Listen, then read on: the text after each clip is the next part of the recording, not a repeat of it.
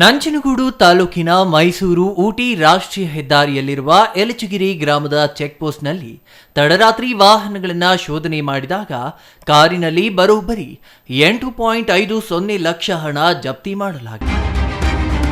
ತಾಲೂಕು ಚುನಾವಣೆ ಅಧಿಕಾರಿ ಜಗನ್ನಾಥ್ ಮೂರ್ತಿ ಹಾಗೂ ನಂಜನಗೂಡಿನ ತಹಸೀಲ್ದಾರ್ ಶಿವಕುಮಾರ್ ಕಾಸ್ನೂರು ನೇತೃತ್ವದಲ್ಲಿ ಪರಿಶೀಲನೆ ಮಾಡಿದಾಗ ಅನುಮತಿ ಮತ್ತು ದಾಖಲಾತಿ ಇಲ್ಲದೆ ಖಾಸಗಿ ಕಂಪನಿಯ ಹೆಸರಿನಲ್ಲಿ ಹಣ ರವಾನೆ ಮಾಡಲಾಗುತ್ತಿತ್ತು.